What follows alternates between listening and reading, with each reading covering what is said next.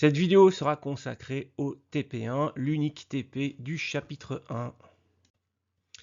Ce TP1 intitulé le ticket de caisse est constitué de plusieurs objectifs. Alors le premier objectif, c'est de demander à l'utilisateur d'encoder son nom. Alors je mets en parenthèse, pas besoin de gérer les accents. On avait vu l'année dernière comment fallait faire, mais ici voilà, vous prenez pas la tête avec ça, c'est pas important. Point 2, on demande à l'utilisateur de choisir son genre homme, femme ou X. Ensuite, on affiche bonjour, monsieur, madame ou mon sœur, le nom qu'il ou elle a encodé. Je vous demande d'utiliser la structure switch pour choisir le bon titre entre monsieur, madame et mon sœur en fonction du genre. Ça permet de vous forcer à utiliser le switch. Quatrième objectif, on va afficher une liste d'articles, donc un catalogue de produits.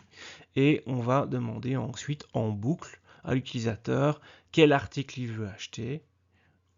Et il y a une sous-question, c'est en quelle quantité, et ou alors s'il veut quitter le programme. Et voilà. Donc on va lui demander en boucle s'il veut acheter des trucs, et une fois qu'il en a marre, il quitte le programme. Et une fois qu'il quitte, juste avant de couper le programme, on va afficher un récapitulatif de sa commande, et on va lui calculer le montant total qu'il devra payer. Alors, petit truc, tant qu'un objectif fonctionne pas, ne passez pas au suivant.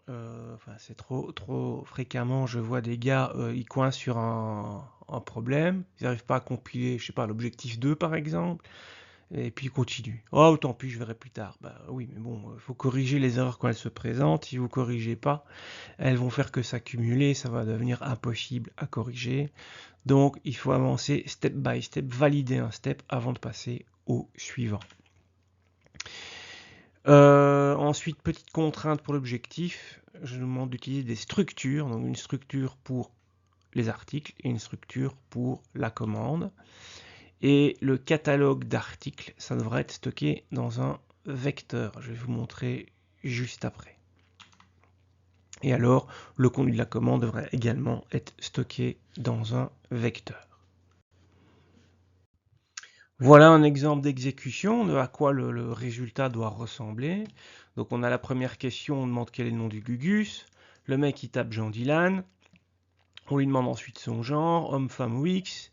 Le gars il a tapé, il a tapé X. Du coup on lui dit bonjour mon sœur Jean Dylan, vu que c'est X, donc ceci, le choix du titre doit être effectué par un switch, c'était une des contraintes. Et on lui présente ensuite le catalogue d'articles. Donc un article, c'est quoi? Un article doit être stocké dans une structure. Je vous donne la structure de l'article. Donc ici, j'ai créé la structure article. L'article, il a un nom, il a un prix. Alors le prix, il est exprimé en centimes. L'idée, c'est que, voilà, comme ça, je peux, pas besoin de virgule, les nombres entiers suffisent. Voilà, et le catalogue d'articles, c'est un vecteur. Je vous le donne ici, tac. Voilà, on a un vecteur d'articles que j'ai appelé article au pluriel. Et vous avez ici un exemple de comment j'ajoute un article dans mon vecteur. Voilà. Et donc, l'idée, c'est qu'une fois qu'on a rempli notre catalogue, vous voyez ici, le système va boucler et va, sur chaque item du vecteur, afficher l'article, son nom et entre parenthèses, son prix, exprimé dans l'exemple ici, par exemple, en dollars. Oui, donc il faut faire la conversion centimes, dollars ou euros, peu importe, mais il faut rajouter la virgule au bon endroit. Ensuite, on demande à l'utilisateur s'il veut acheter un truc ou s'il veut se barrer. Il a mis A, ça veut dire qu'il veut acheter un truc. Et où il demande quel numéro d'article. Donc on voit que j'ai les numéros entre 0 et 5. Il a choisi le 1, donc c'est quoi? C'est le tapis de souris. Ensuite, il y a une sous-question, combien d'exemplaires il veut? Il veut un tapis de souris, voilà. Pour lui repose la question, combien d'articles s'il veut acheter ou pas. Et il veut acheter, ok. On lui demande lequel article, et puis il écrit un nombre qui n'est pas dans la liste. Donc, on lui demande de fournir une valeur correcte. Enfin, il arrive à pas se tromper. On lui demande combien d'articles il en vaut 2. Il veut 2 fois l'article 3. C'était quoi? C'était la souris radioactive. Donc, il en vaut 2. Pour lui redemande s'il veut continuer ses achats ou pas. Quitter. Donc, il se barre. Du coup, on sort de la boucle et on affiche le résumé de ce qu'il a commandé ainsi que le total calculé de ce qu'il doit nous payer. Et donc, il avait pris un tapis de souris à 50 balles et 2 souris à 100 balles. Ça fait donc, grosso modo, de l'ordre de 250. C'est bien ce qui a été calculé. Voilà le TP qui doit être réalisé. Nous allons maintenant passer au corrigé. Alors, le corrigé, donc on avait la structure article qui a été vue dans l'énoncé. On a ensuite la structure commande, donc j'ai ça un peu plus bas, qui avait été demandé de faire une structure pour la commande. Dans cette structure, qu'est-ce qu'on a? On a le nom du Gugus, parce que voilà, une commande c'est quelqu'un. Tant qu'à faire, je stocke son genre. Et j'ai le détail de sa commande, qui est un vecteur, que j'ai appelé panier, hein, comme sur un e-commerce. Sauf que ça ne va pas être un panier d'articles, ça va être un panier de détails. Parce que dans la structure article, vous voyez ici, je n'ai pas la quantité commandée. Un article, je veux dire, quand vous commandez un truc, tous les clients peuvent commander des quantités différentes du même article. Et donc l'idée était de faire une troisième structure qui est détail. Et donc c'est ce qu'il y aura dans le vecteur ici de la commande.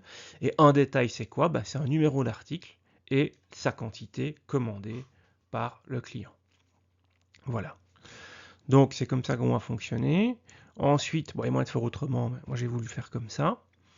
Prenons le code du main, donc je crée bien la commande, voilà, je crée une structure commande, je demande le nom Gugus et on stocke le nom du Gugus dans commande.nom, donc dans l'attribut nom de notre commande.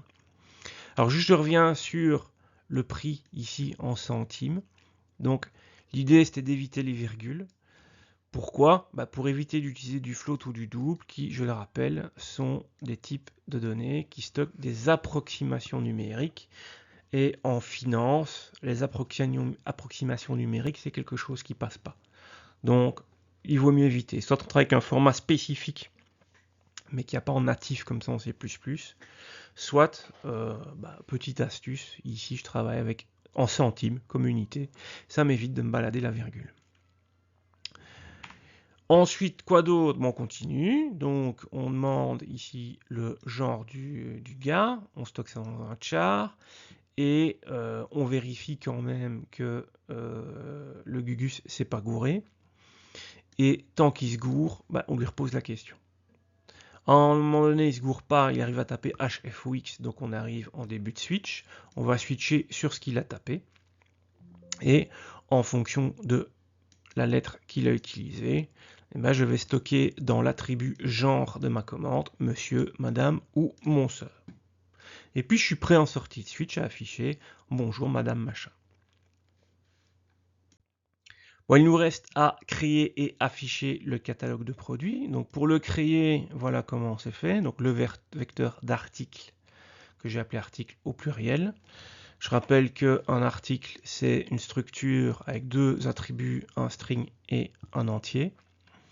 Et donc c'est pour ça que quand j'ajoute une case au vecteur avec pushback, je crée ici un article avec les deux attributs, un string et un entier. Et donc j'invente quelques articles, pushback, pushback, pushback. Et puis je suis prêt à boucler sur mon vecteur article. Ce qu'il y a, c'est que je veux afficher, donc je rappelle que le prix est en centimes, sauf qu'à l'écran, moi je veux afficher le prix en euros. Et donc, je vais créer deux variables, un entier pour euros, un entier pour centimes. Parce que si je fais une conversion au float, potentiellement, je peux avoir des erreurs de précision. Donc je traite la partie euros et centimes indépendamment. Et donc pour l'euro, c'est simplement le prix divisé par 100. Voilà. Et pour les centimes, c'est le prix modulo 100. Parce que si j'ai 99 999 ici dedans, donc 99 999 centimes, ça me fait bien, si je divise par 100, ça me fait 99 euros. Et si je prends le reste de la division par 100, ça me donne un reste de 99.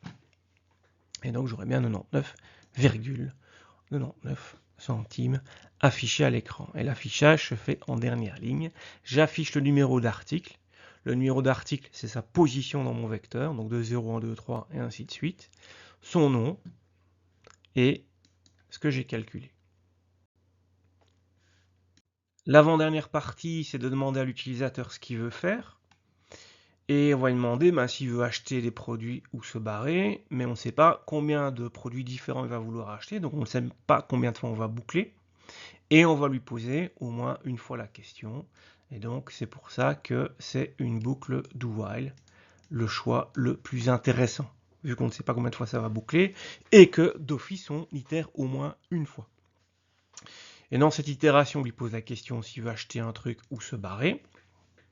On chope ce qu'il veut faire dans la variable quoi, et on regarde si quoi vaut A, alors ça veut dire qu'il veut acheter. Et si c'est pas le cas, bah, ça veut dire qu'il veut se barrer. Donc vous voyez ici dans le do while, en fait on va boucler tant que le mec il achète, on boucle. On va surtout pas lâcher le client tant qu'il achète. Si à un moment donné il tape Q ou autre chose, bon ok on a compris, soit c'est un gogol, soit il veut quitter, et on ferme le programme. Donc maintenant on se met dans l'itération quand il veut acheter. Je crée, alors je rappelle que pouf, la commande contient un vecteur de détail. Le nom et le genre du Gugus, on l'a déjà. Par contre, ce qu'il veut acheter, c'est justement ici qu'on va l'enregistrer. Et je crée donc une structure que j'ai appelée ici ligne panier, de type détail, qui doit contenir un numéro d'article et une quantité. Et maintenant, le but va être de remplir les données là-dedans. Donc, on lui pose la question ici, qu'est-ce qu'il veut acheter comme article? Et donc, on lui demande d'encoder le numéro 0, bah, le premier article, ça c'est le premier article du vecteur article, et jusque numéro taille -1, parce que si j'ai 5 articles, les numéros seront 0, 1, 2, 3, 4, ça fera bien 5 articles. Donc, l'article qui a le numéro le plus élevé, c'est nombre de cases -1. On en prend le numéro qui tapote et on stocke ça dans numéro article ici dedans. On vérifie quand même que le Gugus il s'est pas gouré sur le numéro de l'article. S'il doit encoder un truc entre 0 et 8, bah, qu'il n'ait pas tapé 43. Donc tant qu'il se gourre, on lui repose la question et on encode le numéro. Vous voyez ici c'est une while parce que je lui ai posé la question, j'ai encodé la valeur. Et puis, si tout se passe bien, bah, peut-être qu'on ne va pas itérer là-dessus. Donc, le test, il est fait au début. Voilà. C'était le choix. Et puis, tant qu'il se gourre, bah, s'il s'est gouré, bah, alors on itère, on itère, on itère. À un moment donné, il arrive à taper une bonne valeur et on sort du while. Donc là, c'est bon, on a le numéro d'article. Et puis maintenant, on doit lui demander bah, en combien d'exemplaires il le veut. Et on encode ça dans quantité. Donc là, on a juste créé une structure ligne panier. Maintenant, ce qu'on va faire, c'est prendre les données et venir les mettre dans notre vecteur panier de notre commande en faisant commande panier.pushback, ajouter une case, et dedans, on va copier les données qu'on avait stockées dans ligne panier. Voilà. Dernière partie du corrigé, il ne reste plus qu'à afficher le ticket. Donc on remercie le Gugus.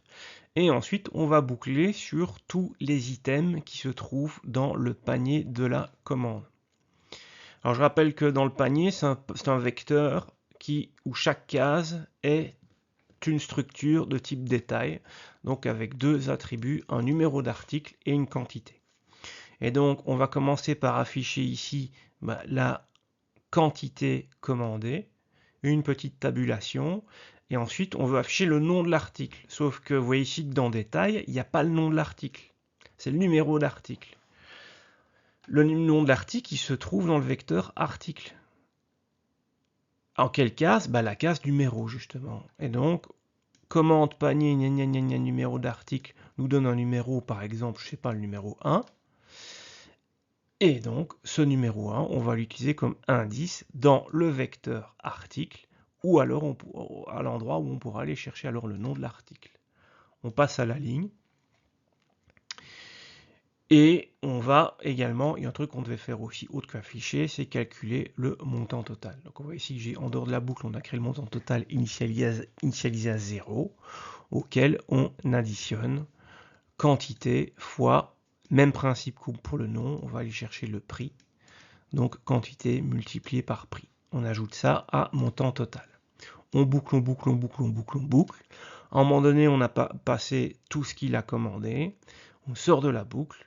Et puis, il ne nous reste plus qu'à convertir le montant total qui est exprimé en centimes, vu que les prix sont en centimes. Et comme tout à l'heure, je fais la conversion euro-centime. Et on affiche alors le montant que le Gugus doit payer. Voilà. Donc la difficulté, je vais dire ici, à part l'agencement général, il se trouve ici. Hein. Donc, aller prendre les infos d'un vecteur de structure pour réutiliser l'information dans un autre vecteur de structure. Voilà, ça c'est le niveau normalement qui était déjà acquis avant d'aborder ce cours. Donc ça c'est le niveau que vous étiez censé avoir après avoir terminé le cours de première année. Ce qui veut dire que si ce TP6 ça coince, c'est même pas la peine d'imaginer passer au chapitre suivant. Il faut, parce que ça va être plus dur. Ici c'est la matière, c'est le rappel, c'est la matière censée être acquise. Si ici ça coince déjà, je sais pas moi, isolez-vous 2 semaines dans un monastère au Tibet, faites quelque chose, j'en sais rien, mais voilà, il faut que vous appreniez ça, que vous débrouillez avec ça, parce que la suite va être quand même un cran plus hard.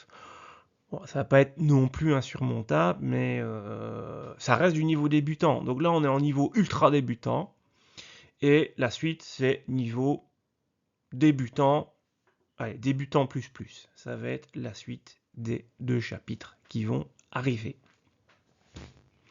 Ceci est tout pour cette vidéo.